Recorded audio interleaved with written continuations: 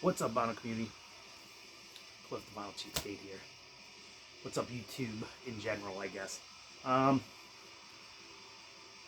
Doing a thread response today. Uh, there's a spread going around, 5 records you'd never sell. And I've been meaning to do it for a couple weeks, for like a week now or so. I saw that a couple people I follow closely, like Ground Zero Salem, uh, Eric over at High Defamation TV, and I know Vinyl Richie did one. Uh, so a lot of people I follow. They're 3 big ones that I follow that did done this thread, and I decided, hey, why not? I'll do the thread. And my take on it was just 5 records, and it's 5 different reasons that I would never sell these. So let's jump into it. I'll show the records, and records can be sentimental for a lot of people. That's part of the reason. Especially this first one. This one's a good one that kind of like keeps me grounded from where I actually came from. And that's this 7-inch here. It's the first punk 7-inch I ever bought. And I bought it from people that I knew personally. And that's this band, The Double Cross. What you don't know, but yeah, that whole thing. There you go, you can read it. But this was a guy in my hometown. Uh, his name was Eddie. He lived a block away from me, basically like 2 blocks away. And we were familiar. We knew each other, but we weren't like super good friends. We got better friends later. But this was one of the first punk bands I ever saw live. I saw him at a Battle of the Bands at the baseball field in my hometown in 90. God, that was probably like 94 or 95. And I remember I was just like, I thought they were like the coolest kids. and then eventually I became really good friends with the drummer from this band. His name was Kevin, who sadly he passed away. Maybe, God, it was like 7 or 8 years ago. He passed away, but he lived rough. He actually turned into a train hopper traveler kid. He became one of those guys, and I had been friends with him for years. He was one of my really good friends in Philly. I worked with him at one point, and yeah. So this is one that kind of keeps me grounded. Reminds me that like even if you're from like a tiny little oil town in South Jersey, you can still find interesting people, and it's this is a pretty good one. There's a song on here called Brian's Song, it's actually about a pretty close friend of mine when I lived in Philly. I haven't talked to him. I talked to him last year. I actually saw him at a show last year and got to catch up with him a little bit, which was nice. But yeah, The Double Cross, really good stuff. The drummer Kevin, he ended up being in like Disestima, Nightfall. He played drums for a few bands for a little while, but he never stuck around. He was always, he was always a little flaky. But good guy, sort of. But somebody that I've really appreciated being in my life was that guy Kevin. So this is one that's kind of sentimental, and I'm never going to get rid of that one. That'll stay in my collection forever. I've had it since I was like 13 or 14 years old, and it's not going anywhere. So that's one reason where it's like a sentimental, like people you grew up with, from my hometown, basically. The other kids were from other parts of South Jersey, but it's all South Jersey people. That was a good... Oh, actually, the bassist, I think the bassist was BJ, and he played in other bands too, so he was a friend of mine too. So everybody in that band, cool people I knew for a really long time, and of course, I'm not getting rid of something like that. And like I said, my friend who was in there sadly passed away, and I wanted to shoot this one up there. Eric Peterson was one of the first people who really reached out to me when I moved to Philly when I was like 19 years old. He was only a few years older than me, but he was established. He was in Mischief. He had started his Mischief Brew project. Uh, he hadn't broken apart, and Eric Peterson passed away sadly about, God, that was like 7 or 8 years ago as well, and that one really hit me hard.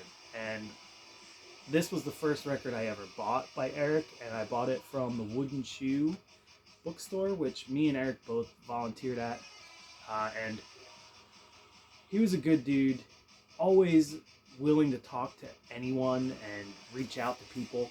So remembering Eric is going to be, this will be a good, this one I put on every once in a while when I just want to sit and remember. He was kind of a special person in the fact that he wrote songs that really touched people and was a really good lyricist and never came off as pretentious or, and I'm not a folk punk guy, but this and all the Mischief Brew stuff, it gets me. So that's another one. When it's really an artist that really has touched you and they pass away, you really should keep that stuff. And that's another reason that I will never sell this.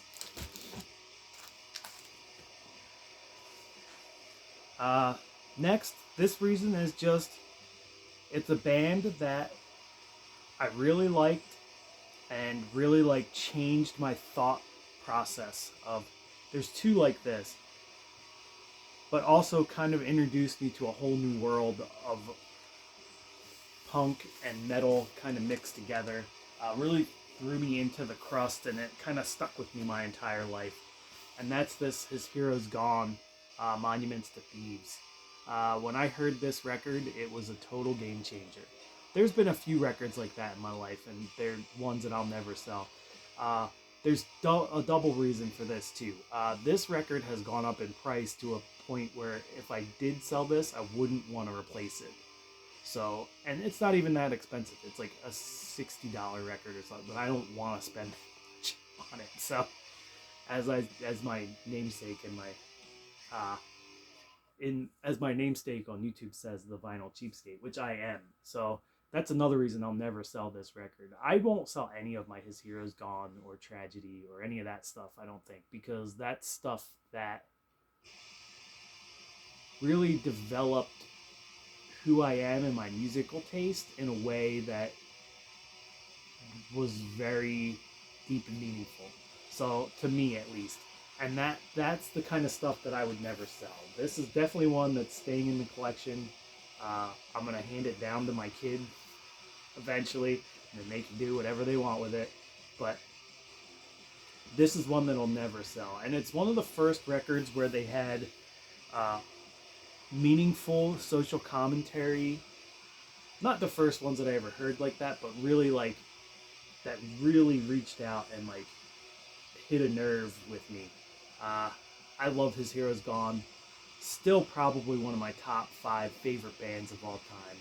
I saw that Ground Zero Salem started their top 100 records of all time. This would definitely be high on my list in that list if I made one, which I'm considering. We'll see. We'll see if I get there. But keep an eye out for that just in case. I don't know if I'll do that or not, but it's going to be more work than I usually put into these videos. But yeah, His Heroes Gone. Monuments to Thieves, one I'll never give up. Now for something completely different, but still kind of the same thing. It kind of changed my mind about what a certain type of music could be. And it showed some unlimited creativeness on the artist's part, where they were actually, I feel like, going through some sort of transition on their own. And I feel like this was a point where I found this record was a point where I was going through a transition. And there's a story behind where I got it as well. So, and this is what I'm never going to sell for a couple reasons. Few of the same reasons as His Heroes Gone, but completely different style. And that's Herbie Hancock's Headhunters. This record was a complete blind buy for me when I got it. I found it. Uh, I actually found it in my house that I was living in at the time. And how that happened was I lived with the guy who runs Beautiful World Syndicate Records in Philadelphia. John, he's the owner. He started it. And he had so many records in this house that he was just like, you can go through these piles, and if you want anything, just keep it. And he's like, that's a perk for living here, I guess, is is that. But so I would do that every once in a while. When I saw a new pile, I'd look through and grab some things that looked interesting. I didn't go too crazy. I wasn't like taking whole stacks, like just a record here and there. But he gave permission, and he said, "Hey, just take these. I have so many, I don't know what to do with them." He literally had just like stacks and stacks, and this is when records were dirt cheap. This was 2008, 2009. So he was like, "I don't even know if I'll be able to sell these records or not, so it doesn't really matter." He said that he already went through them, picked the ones he wanted to take to the shop, and anything else was left over. So this was one of them that I picked up. And this record blew my mind when I heard it. I had been familiar, like I knew like the basics of like funk music, you know, like Parliament and George Clinton and that stuff. I like that stuff, and I had known like the basics of jazz. Like I've listened to like some of the Coltrane, some of the hard bop stuff, some Miles Davis stuff like that.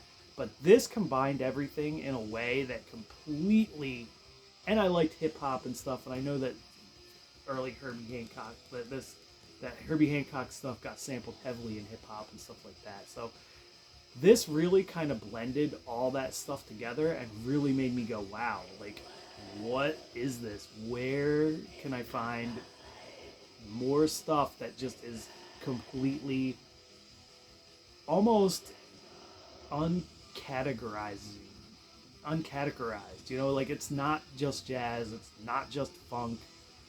There's a lot going on here, and it took me a while to really get into this. Like I listened to it once, I was like, oh, I kind of like that. Well, it's interesting.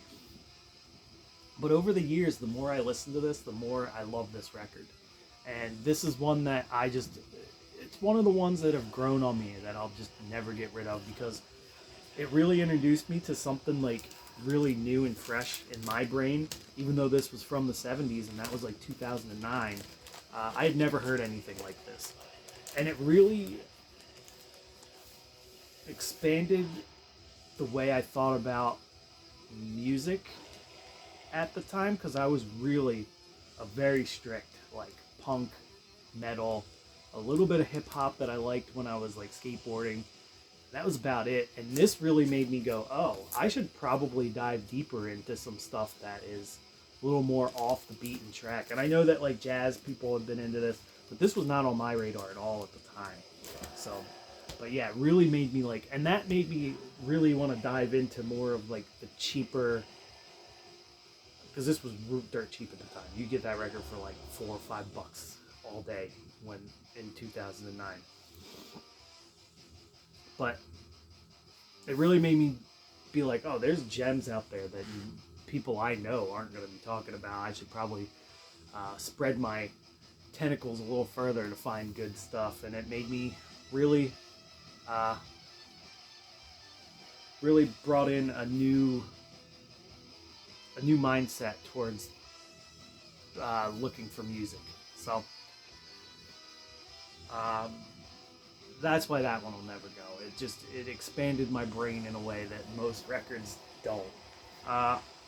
And last but not least, and this one's a simple one, I'll just never get rid of it because it was the first record I ever owned, and my dad gave it to me, and that's this Jimi Hendrix Smash Hits. It's beat to shit. It's been beat to shit. It's come to every house that I've ever lived at, outside of my parents' house, and my parents' house, and outside of my parents' house. It's just never going away. This record is it's just a best of Jimi Hendrix.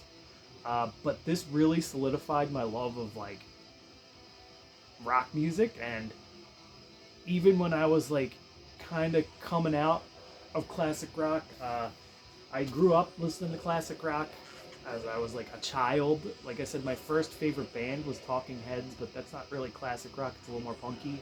But this is the kind of stuff that was always in the background at my house, like Jimi Hendrix, Led Zeppelin, Stevie Ray Vaughan, Leonard Skinner, uh, Grand Funk Railroad. All that stuff was always around. And this was also like a grounding record where it reminds me that like that stuff that you hear 1,000 times a day is still good shit. Because when I actually sit down and listen to Jimi Hendrix, I love Jimi Hendrix, one of my favorite artists. Period. When I actually listen to Jimi Hendrix, you hear, and I feel like he's a little more on the.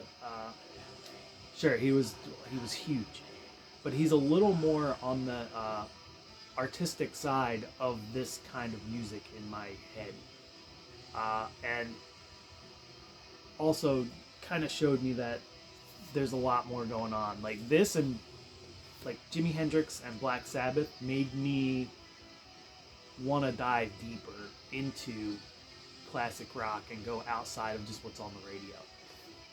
Because he was on the radio a ton, but it's just great stuff. But yeah, that's why I'll never get rid of this, is just because my dad gave it to me when I was a kid, and it's been around forever. It plays not so great. It's got like 1,000 scratches on it. It's in better condition than the sleeve looks, but there's some scratches on it. It's got some background noise. It's filthy. I could probably give it a cleaning and probably help out with a lot of that, but this is just one that's going to stay. It's just going to stay, and I'm just never going to get rid of it. But anyway, that's my video. I did a short one. I don't think I need to keep going. It's good enough. Did the thread. Hope you guys enjoyed that. There's a bunch of records in here. Like I said, those His Heroes Gone. I've got like anything that's like a series of bands that I really, really like. I'll probably never get rid of. I did sell a Dylan Carlson record, but it was one that I've listened to twice, and I'm never going to listen to it. So there's a bunch of my Earth records I'll probably never get rid of. There's at least the first like 6 or 7 Earth records, maybe some of the live ones maybe I'd get rid of eventually, but not really. Any of my Tragedy / His Heroes Gone collection, that includes all the bands like Severed Head of State, and even like the random bands like Trauma and Warcry, and all those bands that are Nightfell. All those bands I'm probably never going to get rid of. My Immortal collection, never get rid of. So like a lot of the stuff I'm never going to get rid of is like stuff that really hit me at a certain time and really caught my attention. My Bathory stuff will probably never get rid of, unless I can replace them with actual first pressing stuff, which doesn't seem likely because those things are stupid expensive. But yeah, most of the reasons that I have for never getting rid of stuff is, like I said, someone I'm friends with in the band had passed away, and it's a keepsake. Still love the music though, for both the records that I showed. That changed how I thought about what music could be, and it represents that in a way to me.